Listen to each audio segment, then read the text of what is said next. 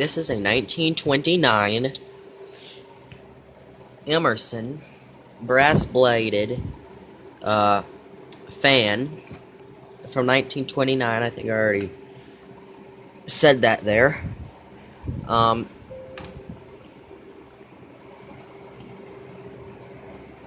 Wi-Fi requires attention.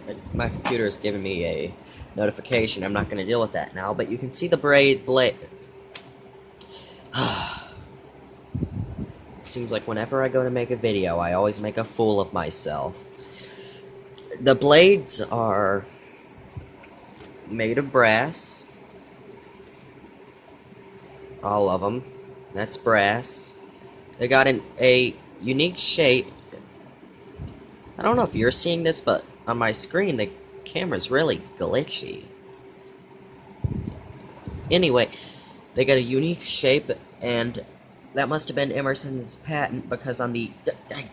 I can't hold the camera still. I need to get my act together. On the Emerson logo here, or the Emerson nameplate, we got a thing showing those types of blades. This thing does have good bearings, very good bearings, and the ow! The sharp blades as well. The oscillator mechanism does work. You've seen this fan before in my video, Crap, from the 1930s, and you saw how ugly the blades were when we were shining them up. I was too lazy to do it myself, so I had to get somebody else to help me too. We got a warning sticker because this really will happen if you stick your hand in it. I'll try to show that to you. Yeah, there we go. Here's the switch. It's a 3-speed fan. The switch, you have to sort of, when you turn it on, you can't just flip it. You sort of have to make sure that it clicks in its position, or else the fan will not stay turned on. Now, this is in pretty good condition, besides for the paint on the base here. You can see it's sort of flaky. Around the side here, we have our... Here's how the blades did look. I never polished the backs of them. That's actually polish, is what that splatter is.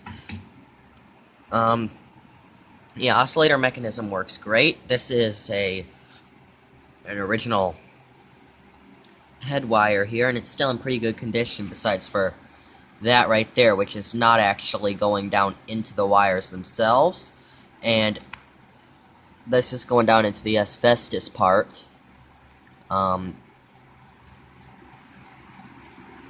Actually, I should probably put a bit of electrical tape over that so it doesn't continue to fray. And also, that's asbestos, so what's going to happen is it bends back and forth like this when it oscillates, and the fan's going to blow it into the air and kill us all. But anyway, yeah, you'll see more evidence of paint chipping here, and oil on it. Here's your information here, if my camera will get its act together. I need more light, but yeah, there you go. The way you oil this, and this is ingenious too, well, not really ingenious because it doesn't require that much thought, it's just something a bunch of people didn't think of. There's a little cover over the oil port. That way you can flip it up like this and oil it. That way nothing gets down in there, and when you put the oil in, it'll go into the bearings. So that keeps it shut. Here's the oscillation box, and I believe you can shut the oscillation off by removing a screw here and putting it in the center, but first off, I like my oscillation to work, so I want the oscillation on, and second off, I'll get covered in grease. I'll go ahead and wipe my finger on there, and you can see this thing's covered in grease. Now I'm gonna have to... God, now I got grease all over my finger. Here's a paper towel.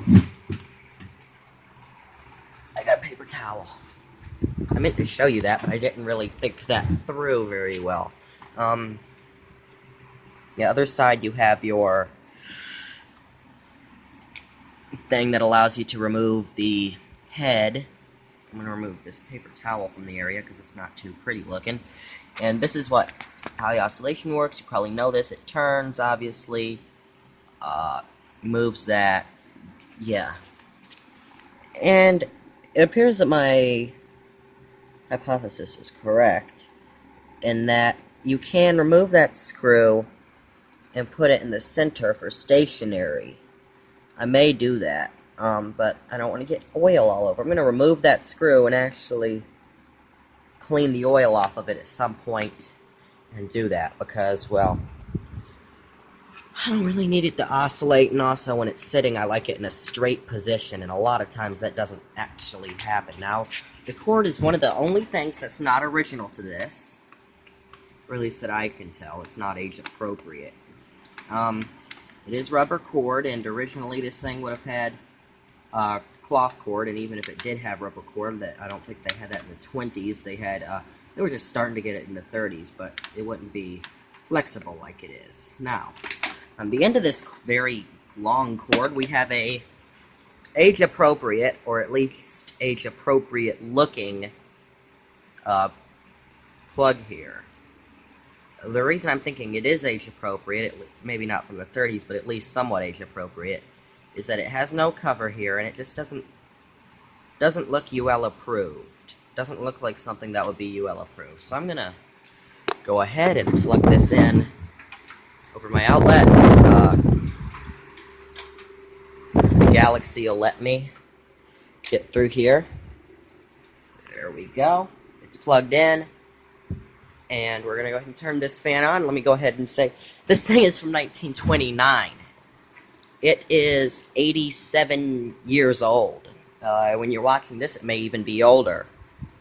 And you have the nerve to tell me that these new things are better quality, then how come this one's 87 years old and it still works just fine, and the new ones struggle to live past 3? So let's go ahead and turn it on here.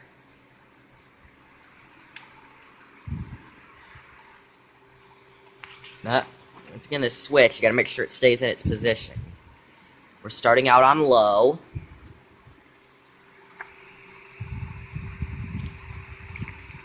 Blows a good amount of air. I believe it's a 12-inch fan. Now we are going to switch it to medium.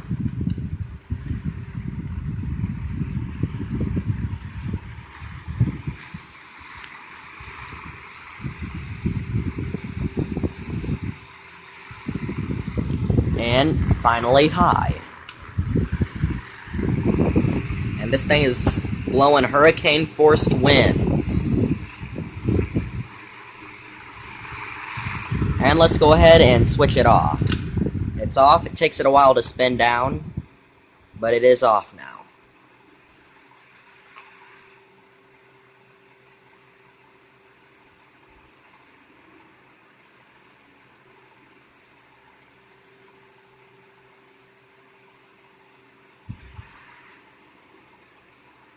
And there you go. This was the 1937, well, it still is the 1937, and I don't know why I said that, it's a 1929. This is the 1929 Emerson brass-bladed fan. Thanks for watching. If you have any questions or comments, feel free to leave one, or feel free to leave a comment asking that question. I don't know, I need to figure out my outro. Anyway, you know what I mean. Goodbye.